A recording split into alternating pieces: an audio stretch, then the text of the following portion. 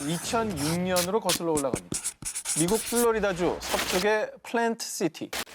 40세 트럭 운전사 아브라함 세익스피어는 우연히 구매한 복권으로 무려 3천만 달러, 약 330억 원에 당첨. 어머머머. 인생 대역전의 기회를 잡고 맙니다. 야, 저 돈은 쟤 솔직히 너무 부럽다. 진짜 평생 다 못 쓸걸요. 자, 그런데요. 그의 복권 당첨 소식이 알려지자 정말 무슨 뭐 사돈의 팔촌, 동네 노숙자들까지 도움의 손길을 요청했습니다. 나 결혼 자금이 좀 모자라. 조금만 좀 빌려줄 수 있어? 브로? 컴온. 잘 데가 없는데 한 달 동안 너네 집에서 신세 좀 져도 될까? 마음이 약해 부탁을 잘 거절 못하는 성격의 그 착하네. 부탁을 조금씩 다 들어준 거죠. 자, 그런데 한 여성이 찾아왔습니다. 헤이, 당신의 이야기를 책으로 내보지 않겠어요? 그걸로 더 큰 돈을 벌어봐요. 도리스 무어라는 여성이 그를 찾아온 건데요. 자서전을 써주겠다, 재산 관리까지 해주겠다라며 불안한데. 그의 환심을 샀습니다. 그러더니 이제 당신의 통장과 도장은 내가 관리할게요. 저 거지 같은 사람들하고는 모두 인연을 끊어요. 내가 도와줄게요. 자, 자신에게 돈만 요구했던 이들과는 매우 달랐던 그녀에게 큰 신뢰감을 느끼게 된 셰익스피어. 그렇게 그녀와 함께 지내게 됐습니다. 그런데 2009년 11월 경찰서에 한 신고가 들어왔습니다. 아들이 7개월 동안이나 연락이 되지 않아요. 어떻게? 그리고 곧바로 경찰은 수사에 들어갔습니다. 실종된 아들을 찾은 곳은 바로 집마당의 방소. 어머머머머머. 네, 뭐 예상을 하셨겠지만 그를 이렇게 만든 범인은 바로 도리스 무어. 처음엔 몰래 수십억 원을 자신의 계좌로 인출했더니 어머머. 집과 부동산을 자신의 명의로 이전. 탐욕은 점점 눈덩이처럼 불어나더니 저 멍청한 인간에게 돈이 다 무슨 소용이야. 내가 다 가져야겠어. 결국 그를 살해 후 암매장했고요. 뭐뭐? 자, 완벽 범죄를 누리며 약 5천만 원의 자신의 죄를 뒤집어 써줄 사람을 고용했는데 그의 정체는 누구였냐? 바로 비밀 수사 중인 경찰관이었죠. 자, 결국 도리스 무어는 체포됐고요. 1급 살인 혐의로 종신형을 선고받고 복역 중이라고 합니다. 야, 아니 그것만 이렇게 잘 도와줘도 충분히 평생 같이 갈 수 있는 사람인데 어떻게 이렇게 죽일 생각을 해요? 근데 이 사람은 애초에 그걸 목적으로 온 사람이 아닌 거지. 지능범이네, 지능범. 네, 그렇습니다. 2015년 영국 크라이스트 처치. 알렉스 키릴루와 에이미 부부는 큰 근심에 빠졌습니다. 뇌종양을 앓고 수년간 투병한 아들 올리버에게 결국 시한부가 선고됐기 때문입니다. 아이고. 그동안 부부는 투병 중인 아들을 살리기 위해 병원비 등 경제적으로 한계에 다다른 상태였는데요. 그런데 이때 친구야, 소식 들었어. 올리버 치료비는 내가 힘써볼게. 넌 병간호나 잘해. 친구야, 이 은혜 평생 잊지 못할 거야. 정말 고맙다. 남편 알렉스의 소꿉친구였던 샤를렌 맥닐리가 부부를 돕겠다고 나선 겁니다. 온라인에 안타까운 사연을 올린 뒤 모금 운동을 시작했습니다. 고맙네요. 하지만 마지막 희망을 피워보기도 전에 아들 올리버는 하늘로 떠나고 말았는데요. 아유, 안타깝다. 부부는 아들의 쾌유를 빌었던 사람들의 정성, 모금액으로 마지막 가는 길을 배웅해주고자 했습니다. 그래서 친구 샤를렌에게 전화를 걸었는데 그녀는 연락 두절. 뭐야? 기금 모금 사이트에 연락했는데 기부금을 샤를렌 씨가 전부 인출하셨습니다. 아, 진짜. 뭐 그런 돈을 가져가. 부부가 몰랐던 친구의 정체. 샤를렌은 도박 중독자였고 도박 자금을 모으기 위해 친구 아들의 병까지 이용했던 겁니다. 아니 노름하려고 지금 친구 아들 아픈 아들. 병원비를 세상에 그래, 그러니까. 시한부잖아. 친구 아들의 죽을 병이고 뭐고 그냥 자기 도박에 갖다 쓴 거죠. 너무하네. 오랫동안 투병한 아들을 떠나보내고 거기에 자신의 아들을 이용한 친구의 추악한 배신까지 부부의 몸과 마음은 정말 만신창이 그 자체가 됐겠죠.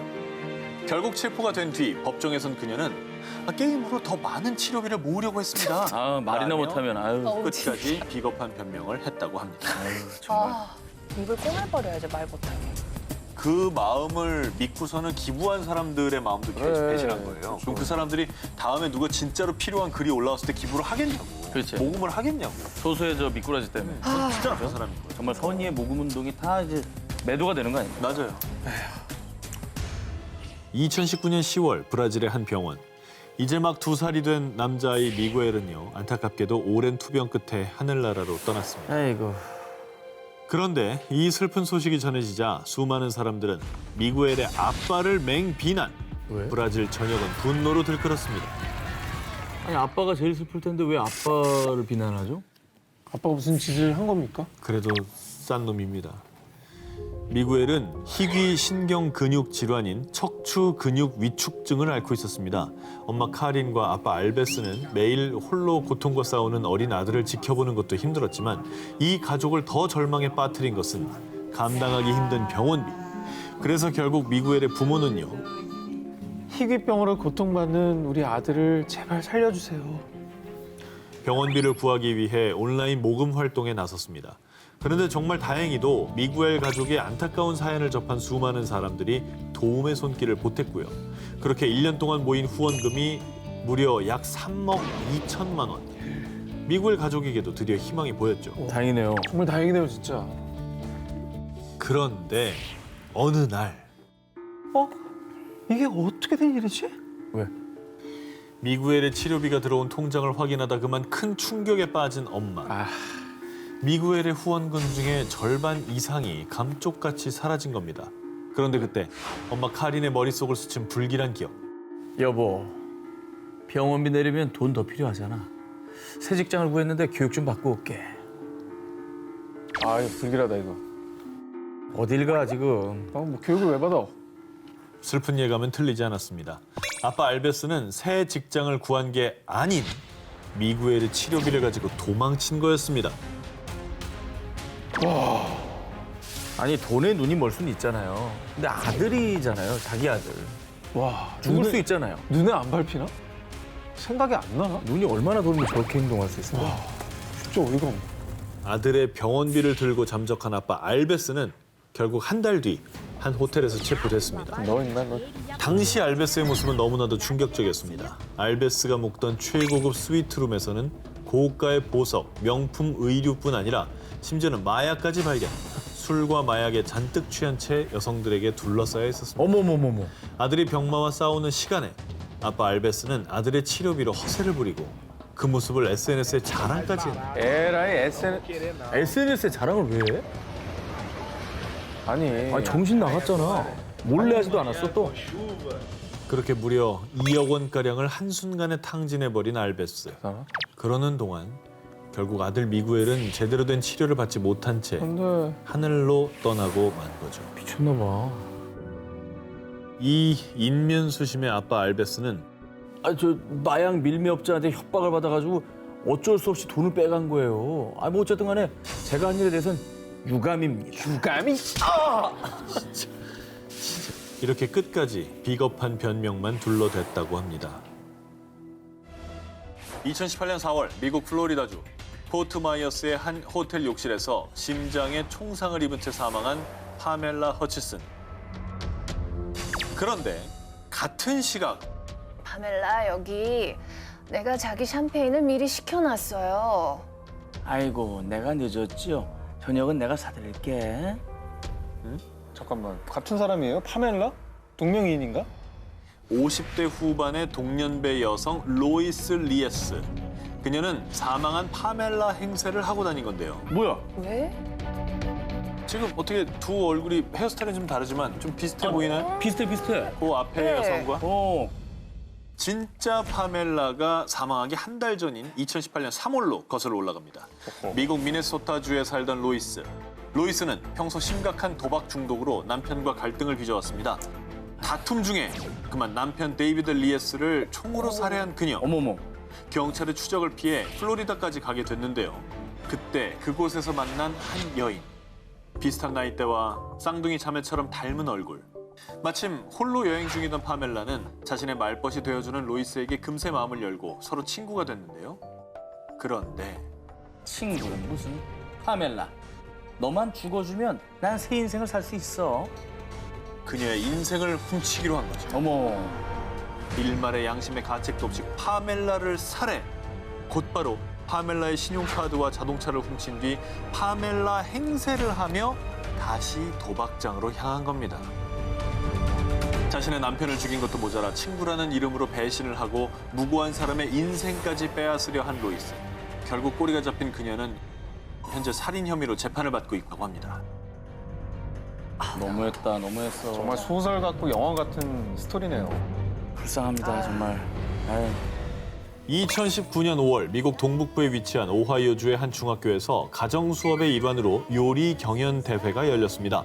학생들이 도전한 음식은 얇은 밀가루 반죽에 과일, 채소, 고기 등 다양한 재료를 넣어 돌돌 싸먹는 크레페. 맛있죠. 아, 그래도 좋죠. 학생들은 저마다 정성의 손길로 크레페를 만들어 제출했고요. 심사위원이 된 교사들은 학생들이 만든 크레페를 하나하나 시식하며 점수를 매겼습니다. 그런데 요리 경연 대회가 끝난 뒤 학교 커뮤니티에 올라온 충격적인 영상. 뭔데 또? 동영상 속에는 7명의 남학생들이 크레페에 정체불명의 이물질을 넣는 모습이 담겨 있었습니다. 이를 수상히 여긴 학교 측은 결국 경찰에 수사를 의뢰했습니다. 아니, 모르는 거야. 불안해. 수상하다니까 더 불안해요, 진짜. 조사 결과 학생들이 크레페에 넣은 것은 정액과 소변, 야, 진짜 미쳤다. 좀 그러고 싶나? 이 사실이 밝혀지자 교사들 역시 구역질을 하기도 했고요. 이후로도 충격에서 헤어나오질 못했다고 하는데요. 아니, 왜 이런 끔찍한 짓을 벌인 겁니까? 그 이유는요. 네. 클릭 수 때문이었습니다. 에라이, 진짜. 인터넷에 게시물을 올려서 많은 클릭 수를 받기 위해서였다고 합니다. 아, 받아 뭐하게. 아유, 아니 입장 바꿔서 본인들은 정말 저런 거 먹을 수 있냐? 라고 하면 안 그럴걸요? 이건 미친 짓이에요, 진짜. 끔찍한 소식을 접한 사람들은 스승에게 저런 몰상식한 범죄를 저지르다니 이건 중죄다. 학생들을 학교에서 쫓아내라. 라며 비난을 퍼부었습니다. 이후 결국 크레페 사건에 연루된 학생들은 소년 법원에 기소됐는데요. 법원에선 학생들은 그제서야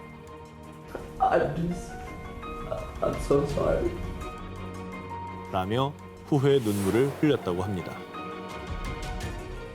루게릭 환자들을 위한 선행, 아이스버킷 챌린지부터 유쾌한 오나나나 댄스 챌린지 등 SNS를 강타한 챌린지들이 세계적으로 큰 인기를 끌고 있죠. 그런데 지난해 일본인들 사이에서 정말 끔찍한 챌린지가 큰 논란을 불러왔습니다. 뭐 하는 거야? 뭐야? 쓰레기통 아니야? 뭐라는 거야? 그러니까 저걸 쓰레기통에 던져놨다가 다시 꺼내서 그걸로 요리를 한다고? 일단 되게 지저분하고 더러워 보이는데요. 챌린지는 일명 바카타 챌린지로 불리는데요. 2013년도부터 시작돼 2019년에 다시 유행한 바카타 챌린지. 주로 아르바이트생들이 많이 해서 바이트 테러라고도 알려져 있는데요. 이게 무슨 챌린지예요? 무슨 의미가 있는 챌린지? 남들은 하지 않는 바보 같은 짓을 영상으로 찍어 SNS에 올리고 사람들의 관심을 받는 무개념 챌린지를 할 수 있죠. 자, 튀김용 닭을 저 바닥에 문질러 기름에 넣습니다. 그래서 편의점에서 판매하는 물건에 침 바르기. 지 얼굴이 나가도 상관이 없나 봐. 무엇보다 위생에 신경 써야 할 음식점 및 편의점 아르바이트생들이 그야말로 비상식, 비위생적인 행동을 한 뒤 SNS에 올린 겁니다. 왜냐고요? 오로지 관심을 끌기 위해서 말이죠. 즐겁네. 그리고요, 이에 동조하는 누리꾼들 역시 재밌겠다, 나도 같이 하자. 아니, 그냥 재밌어서 한 거잖아, 뭐 어때? 라며 함께 동참하며 즐겼는데요. 이 반응에 신난 챌린저들은 더 많은 관심을 받기 위해 경쟁하듯 더 자극적인 영상을 올렸던 겁니다. 하지만 이 만행이 전부 드러난 뒤 많은 사람들은 극대노. 됐었어 진짜. 씨. 정말 불결하다. 개념을 밥 말아 먹었냐? 그거 다 니들이나 먹어라. 라며 분노를 터뜨렸습니다. 아니 어쨌든 사람 입으로 들어가는 음식을 다루는 직업이면 사실 다른 직종보다 더 책임감을 가져야 되는데 아예 뭐 그냥 개념 자체를 상실한 미친 행동이네요.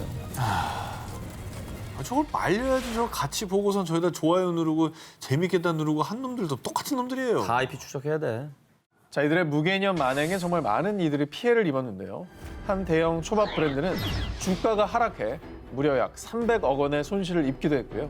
아르바이트생들 때문에 비난을 받은 일부 가게들은 휴업에 또 심지어는 폐업한 곳도 있었습니다. 그리고 정말 가슴 아픈 일도 있었는데요. 2013년도엔 폐업한 한 국수 가게 주인이 신세를 비관해 스스로 목숨을 끊는 사건까지 발생했다고 합니다. 이러면 살인죄 적용해야 돼요. 손해배상 청구해야 돼. 네, 이거 아이고 이거. 추악한 만행으로 사회 최악의 민폐를 끼친 무개념 빌런들. 이제 좀 정신들 차렸는지 묻고 싶습니다.